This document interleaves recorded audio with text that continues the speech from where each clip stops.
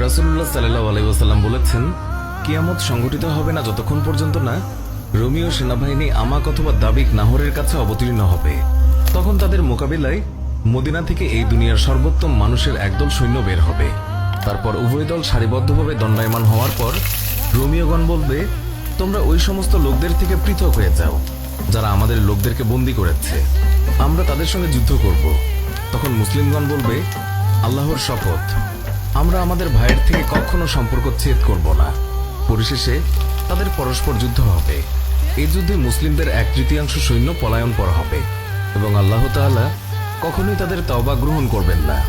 সৈন্যদের 1/3 নিহত হবে এবং তারা হবে আল্লাহর কাছে শহীদের মাঝে সর্বোত্তম শহীদ, আর সৈন্যদের অপর 1/3 বিজয়ী হবে।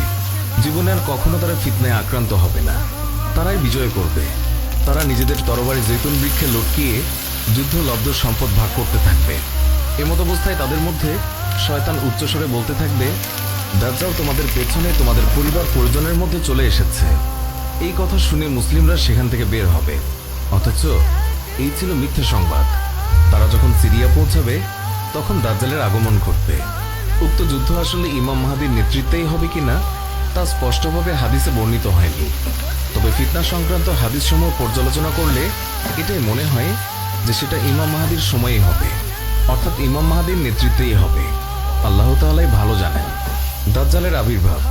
রাসূলুল্লাহ সাল্লাল্লাহু আলাইহি ওয়াসাল্লাম বলেছেন, নিশ্চয়ই দাজ্জাল সিরিয়া এবং ইরাকের খাল্লা নামক স্থান থেকে বের হবে। তারপর সে তার ডান এবং বামে সর্বত্র বিপর্যয় সৃষ্টি করবে। আল্লাহর বান্দাগণ, তোমরা দ্বীনের উপর অবিচল থাকবে, কেননা আমি এখনই তোমাদের কাছে এমন সব নিকৃষ্ট অবস্থা বর্ণনা করব যা আমার পূর্বে বিশেষভাবে কোনো নবী তার উম্মতের কাছে বলেননি। সেই পৃথিবীতে 40 দিন পর্যন্ত অবস্থান করবে। এর প্রথম দিনটি 1 বছরের সমান, দ্বিতীয় দিনটি 1 মাসের সমান এবং তৃতীয় দিন 1 সপ্তাহের সমান হবে। অবশিষ্ট দিনগুলো তোমাদের দিনসমূহের মতোই হবে। সাহাবীগণ প্রশ্ন করলেন, হে আল্লাহর রাসূল, যেদিন 1 বছরের সমান হবে সেই দিন কি একদিনের সালাতে আমাদের জন্য যথেষ্ট হবে? উত্তরে তিনি বললেন, না, বরং তোমরা এই দিন হিসাব করে তোমাদের দিনের পরিমাণ নির্দিষ্ট করে নেবে। সে তার দাবির সূচনায় বলবে, আমি নবী, অথচ আমার পরে কোনো নবী নেই। অতঃপর সে দাবি করবে, আমি তোমাদের রব, অথচ মৃত্যু না হওয়া পর্যন্ত তোমরা তোমাদের প্রভুকে কখনোই দেখতে পাবে না। সে হবে অন্ধ, অথচ তোমাদের রব মোটেই অন্ধ নন। তার 2 চোখের মাঝখানে লেখা থাকবে কাফের। শিক্ষিত এবং অশিক্ষিত প্রত্যেক মুমিন ব্যক্তি এই লেখাটি পড়তে সক্ষম হবে। দাজ্জালের অনাসৃষ্টির মধ্যে একটি হচ্ছে তার সাথে জান্নাত এবং জাহান্নাম 2 থাকবে, তবে তার জাহান্নাম হবে জান্নাত এবং তার জান্নাত হবে জাহান্নাম। যে ব্যক্তি তার জাহান্নামের বিপদে পতিত হবে সে যেন আল্লাহর সাহায্য প্রার্থনা করে এবং সূরা কাহফের প্রথমাংশ তিলাওয়াত করে, তাহলে সেই জাহান্নাম হবে তার জন্য শীতল এবং আরামদায়ক। ইব্রাহিম আলাইহিস সালামের বেলায় আগুন যেরূপ হয়েছিল।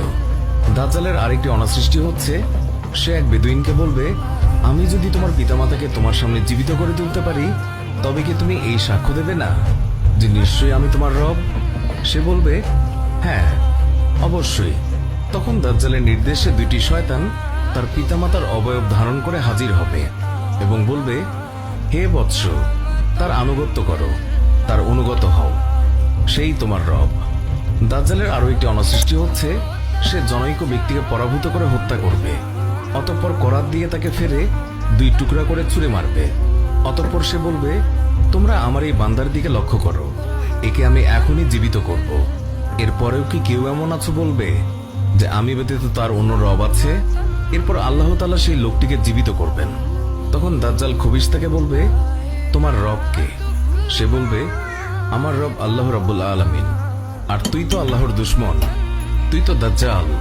আল্লাহর শপথ, আজ আমি তোর সম্পর্কে প্রত্যক্ষভাবে বুঝতে পেরেছি যে তুই দাজ্জাল। দাজ্জালের আরেকটি অনাচার এই যে সে আসমানকে বৃষ্টি বর্ষাতে নির্দেশ দিলে তখন বৃষ্টি হবে এবং জমিনকে ফসল উৎপাদনের নির্দেশ দিলে ফসল উৎপাদিত হবে। দাজ্জালের আরো একটি অনাচার হচ্ছে সে একটি জনপদ অতিক্রমকালে তারা তাকে মিথ্যেবাদী সাব্যস্ত করবে, ফলে তাদের গবাদি পশু সমূলে ধ্বংস হয়ে যাবে। দাজ্জালের আরো একটি অনাচার এই যে সে আরেকটি জনপদ অতিক্রমকালে তারা তাকে সত্য বলে মেনে নেবে। সে আসমানকে বৃষ্টি বর্ষণের নির্দেশ দিলে বৃষ্টি বর্ষিত হবে, অতঃপর সে জমিনকে শস্য উৎপাদনের নির্দেশ দিবে এবং শস্য উৎপাদিত হবে। জমিন পর্যাপ্ত ফসলাদি, ঘাসপাতা এবং তৃণলতা উৎপন্ন করবে। এমনকি তাদের গবাদি পশু সেদিন সন্ধ্যায় মোটা তাজা এবং উদর পূর্তি করে দুধের স্তন ফুলিয়ে ফিরে আসবে। অবস্থা এই হবে, সে গোটা দুনিয়া চষে বেড়াবে এবং তা তার পদানত হবে, মক্কা এবং মদিনা ব্যতীত। এই দুই শহরের প্রবেশদ্বারে উন্মুক্ত তরবারি সহ সশস্ত্র অবস্থায় ফেরেশতারা মোতায়েন থাকবেন। শেষে সে একটি ক্ষুদ্র লাল পাহাড়ের পাদদেশে অবতরণ করবে, যা হবে তৃণলতা শূন্য স্থানের শেষ ভাগ। এরপর মদিনা তার অধিবাসী সহ 3 বার প্রকম্পিত হবে। ফলে মুনাফিক নারী পুরুষ মদিনা থেকে বের হয়ে দাজ্জালের সাথে যোগ দেবে। এইভাবে